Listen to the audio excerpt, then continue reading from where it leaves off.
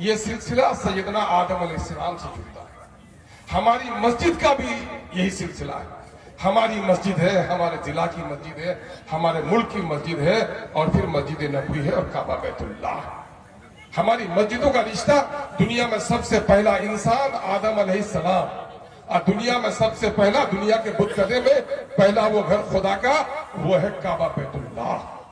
کعبہ بیت اللہ وہ اللہ کا پہلا گھر ہے جو انسانوں کی عبادت کے لیے بنایا گیا.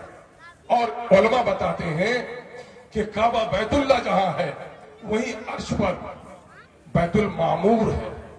یا کعبہ بیت اللہ کے گرد مسلم مومن چکر کاٹتا ہے, طواف کرتا ہے, اور بیت المعمور کو فرشتے طواف کرتے ہیں.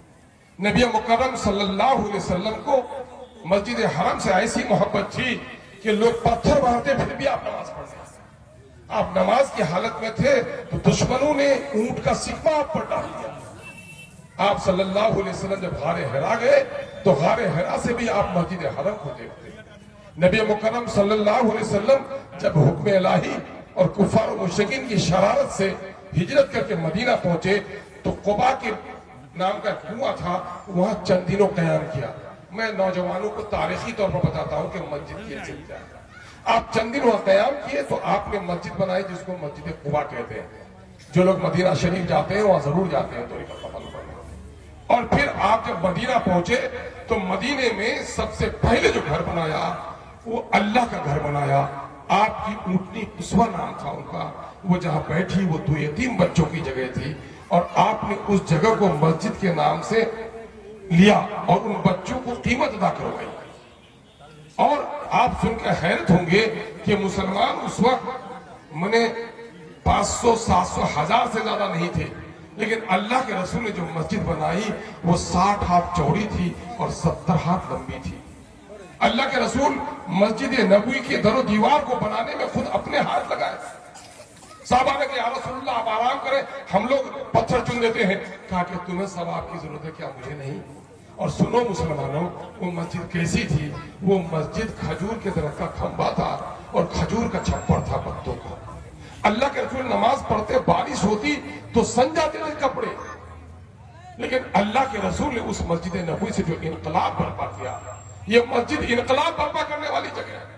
یہ مسجد بھاٹا ہے, چمنی ہے, مٹی سڑے, ڈھیلا ڈالو مٹی پانی میں سڑ جائے, توڑ دو تو دھول بن کر اڑ جائے, لیکن جب اینٹ بن جاتی ہے مٹی تو دھول بن کر اڑتی بھی نہیں اور پانی میں سڑتی بھی نہیں. ٹھیک مسلمانوں کے لیے مسجد جو ہے وہ چمنی ہے, وہ بھاٹا ہے جہاں مسلمانوں کے کردار کا تزکیہ کیا جاتا ہے, اور مسلمانوں کی روحانی ترقی کے نتیجے میں باطل سے ٹکرانے اور باطل کے سماج بجانے کے بعد بھی اس کے ایمان میں کوئی کمی نہیں آئے, یہ کیفیت پیدا ہوتی ہے مسجد میں.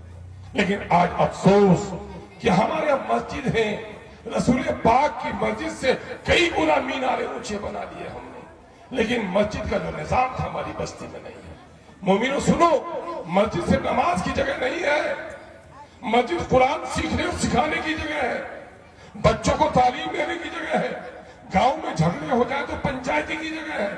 اللہ کے رسول نے مسجد نبی میں یہ سارا کام کرایا, جنگ بدر کے قیدیوں کو باندھ کر رکھا, لیکن آج ہماری مسجد کو ہم نے سوٹا بنا دیا ہے. آج گوبر صاف کر کے درخت کے نیچے پنچایتی کے لیے تیار ہے, لیکن مسجد میں بیٹھنے کے لیے تیار نہیں ہے.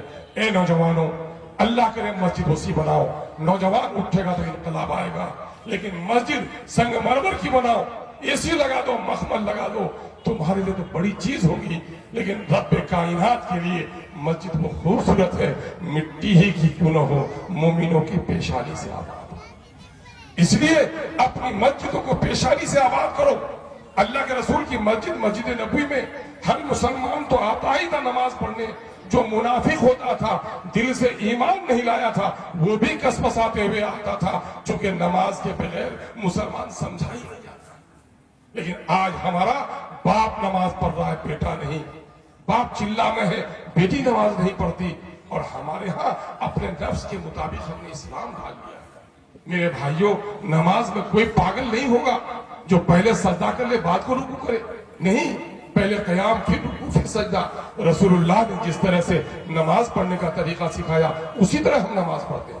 لیکن میرے عزیزوں اور نوجوانوں، رسول اللہ سے نماز پڑھنے نہیں آئے. رسول اللہ تمہیں شادی کے طریقے بتانے آئے، تمہیں تجارت کے طریقے بتانے آئے، تمہیں کاروبار حیات بتانے آئے، تمہیں انصاف اور عدل کرنے کا طریقہ بتانے آئے.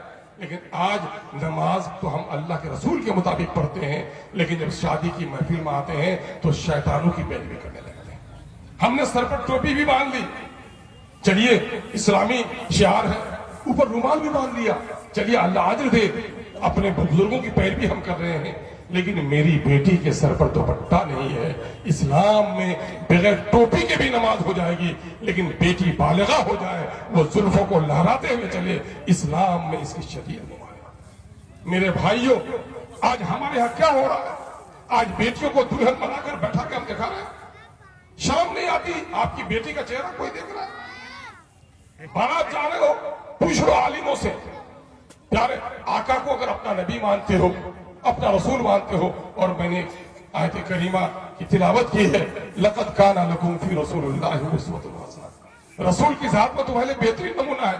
کیا اللہ کے رسول بہترین باپ، بہترین امام، بہترین قاری، بہترین عادل، بہترین دولہا، بہترین شوہر؟ آپ کی حیثیت کیا تھی؟ آپ کی کوئی بارات نہیں نکلی، آپ کی بیٹی کی کوئی بارات نہیں آئی. آپ نے مردوں کے شادی پر کہا ولیمہ کرو، بیٹی والے کے ہاں کوئی ولیمہ نہیں، کوئی تقریب شادی نہیں. اس کے ہاں اس کے تو 18-20 سال تک پال کر جگر کے ٹکڑے کو آپ کے حوالے کر رہا کوئی باپ، اور اس باپ کو کہتے ہو کہ بیٹی کیوں پیدا کیے تھے؟ لال گاڑی جب تک نہیں دو گے رخصتی نہیں کرائیں گے. یہ ظالمانہ عمل ہے. مولانا عابد صاحب شاید وہ فتویٰ دیکھے ہوں گے، میں نے اپنے شادی کے موقع سے لیا تھا. یہاں عمارت شریعہ سے اس میں واضح لکھا گیا، آیا کوئی جہیز مانگ کر لے یا بغیر مطالبے کے دے، دونوں صورتوں میں جہیز ناجائز ہے. مسلمانوں دیکھو، تمہاری بہن کو کوئی گالی دیتا ہے، بوڑھا باپ کہے گا بیٹا انی جاوے پکڑی تو کھے دو. لیکن اگر گالی دے گا تو جوان بھائی کیا کہے گا؟ خبردار جوان سمیٹ کے بہلو، تھانہ لے جاؤ، ادگرہ لے جاؤ. لیکن میری بہن کو گالی نہیں دے سکتے ہو. باپ کیوں؟ باپ کے خون سرد ہو گئے ہیں، جوان کے خون میں گرمی ہے، غیرت ہے. اے غیرت مند نوجوانوں، میں تمہیں للکار کے کہتا ہوں، مانگنے والا گدا ہے، چندہ مانگے یا خراج. دو ہی بات ہے، تم کسی کا دولت لاتے ہو، چاہے بھکاری ہو یا لٹیرے ہو. آج تم کسی بیٹی کو شادی کر کے لاتے ہو اور جہیز کے لے کر تم تڑپاتے ہو، کل تمہاری بہن بھی تڑپائی جائے گی، کل تمہاری نسلوں کی بیٹیاں ہیں وہ بھی تڑپائی جائیں گی. اور آج جو بیٹیاں غیروں کے ساتھ فرار ہو رہی ہیں، اس کی بڑی وجہ ہے شادی کی لعنتیں. شادی کی لعنتیں. یہ غریب باپ اپنی بیٹی کی وقت پر رخصتی نہیں کرا پاتا. ایک اجگر نکاح کا چلن چل گیا ہے، لڑکا بالغ لڑکی بالغہ، نکاح پڑھا دیا، اب لڑکی ہے اگلا سال رخصتی ہے. ارے کم وقت کیا ہو گیا؟ تو اگلے سال نکاح پڑھاتے، نکاح پڑھا دیا، لڑکا جو موبائل دے دیا. آج دلی میں کام لگا نہیں لگا، اتوار کے دن بیٹھا ہر وقت ہیلو ہیلو اس کی چاہتی ہے. انسان کی فطرت ہے، عورت سے بات کرے، بیوی ہو گئی ہے، لائسنس ہو گیا ہے. اب یہ بیچاری کہیں رہتی ہے ماں کے پاس، کہیں خالہ کے پاس، کہیں چولہے کے پاس. اب فون نہیں اٹھائی تو لگا وہاں سے جھگڑا کرنے. رشتے ٹوٹ رہے ہیں، رشتے ٹوٹ رہے ہیں. موبائلوں کے تماشے میں بیٹیاں برباد ہو رہی ہیں. نوجوانوں اٹھو. یہ آج اس لیے ہو گیا ہے کہ ہمارا سماج سترے بے مہار ہو گیا ہے. جس کشتی کا کوئی ملا نہیں، پتوار نہیں، اور جس بستی کا کوئی سردار نہیں، اس کشتی کا بھی ٹھکانا نہیں، اس بستی کا بھی ٹھکانا نہیں. اسلام جس معاشرے کی اصلاح کی بات کرتے ہو، وہ معاشرہ کیا ہے؟ اینٹ جوڑ جوڑ کر دیوار بنتی، اسے گھر بنتا ہے. فرد کے مجموعے کا نام معاشرہ ہے. اور اصلاح معاشرہ، معاف کیجئے گا ہمارے علماء ہیں، میں اصلاح معاشرہ کے عنوان کو آج میں بہتر نہیں سمجھتا ہوں. تشکیل معاشرہ ہو. اسلام جس کو معاشرہ کہتا ہے، وہ معاشرہ وہ ہے جہاں افراد پر کوئی امیر ہو اور اس کے وہ مامور ہو، سما و طاعت ہو. آج تو کوئی کسی کی بات ماننے کے لیے تیار نہیں ہے. اینٹ کی ڈھیر پانی سے اور آندھی سے نہیں بچا سکے گی، اینٹ کی دیوار طوفان سے بچاتی ہے. اینٹ کا گھر یعنی انسانی سماج کا وہ طبقہ جہاں پر نظم و ضبط ہو. اللہ غنی کے رحمت کرے، مولانا غلام محمد احیاء رحمت اللہ علیہ ایک تحریک چلائی. کیا چلائی؟ جو امیر کہہ دے گا، چیئرمین کہہ دے گا، پھلا کو پکڑ کے لانا پڑے گا، تم کو آنا پڑے گا تو آنا پڑے گا. اس کو کہتے ہیں سما و طاعت، سننا اور اطاعت کرنا. یہ ہے اسلام کی شان. گاؤں کا غریب کا بیٹا عالم بنا ہے، गांव का लखपति करोड़पति हो, वक्त का बादशाह हो, रुकू और सजदा उसी इमाम के साथ करेगा। नमाज में तरबियत है कि जिस तरह मस्जिद में तुम एक इमाम की पैरवी करते हो, गांव में भी तुम्हारा कोई अमीर होना चाहिए। इसलिए मुआशरा में जो खराबियां आई है वो हमारा निजाम टूट गया है।